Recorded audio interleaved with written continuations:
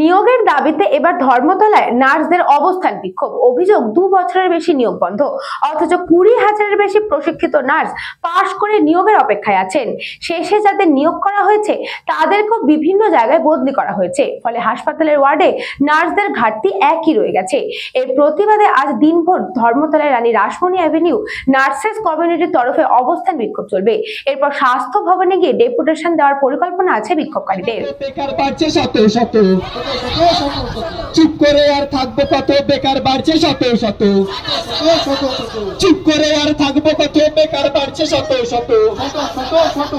ন্যায্য দাবি চাকরি চাই, ন্যায্য দাবি চাকরি চাই, ন্যায্য দাবি মানতে হবে, মানতে হবে, মানতে হবে। দ্রুত নার্স নিয়োগ করতে হবে, করতে হবে, করতে হবে। এই পদে গ্রেড 2 নার্সিং রিক্রুটমেন্ট আমরা অতি শীঘ্রই চাই।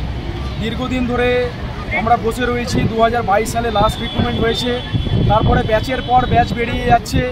অ্যাকচুয়ালি এখন না হয় ওবিসি কেস নিয়ে ঘটনাটা শুরু হয়েছে মোটামুটি বছর খানেক ধরে, কিন্তু যদি সরকার রিক্রুটমেন্ট করতো, এমন একটা এমার্জেন্সি আমাদের কাজ, হসপিটালে এত পেশেন্ট, সরকারি হসপিটালগুলোতে অতিরিক্ত অনেক নার্সের দরকার, সেখানটায় কোনো রিক্রুটমেন্ট হচ্ছে না। হাজার প্রশিক্ষণপ্রাপ্ত নার্সরা বসে রয়েছেন, তাদের কোনো চাকরি হচ্ছে না। এখন ওবিসি কেস নিয়ে শুরু হয়েছে যে ওবিসি কেসের জন্য চাকরি হচ্ছে না, এরকম একটা বাহানা সরকার দেখাচ্ছেন।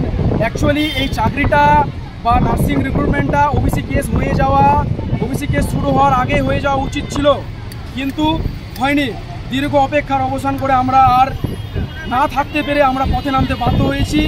আগামীতে এর থেকেও বড় আন্দোলন হবে, এটুকুই বলবো এখনকার মতো।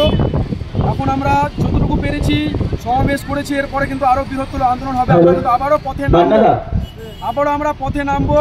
রিক্রুটমেন্ট যতক্ষণ আমাদের দাবি যতক্ষণ না মানবেন, সরকারের কাছে আবেদন, যতক্ষণ না আপনারা আমাদের দাবি মানবেন, আমাদের রিক্রুটমেন্ট না হবে, আমরা কিন্তু ভবিষ্যতে কিন্তু আরও আমরা আন্দোলনে নামবো।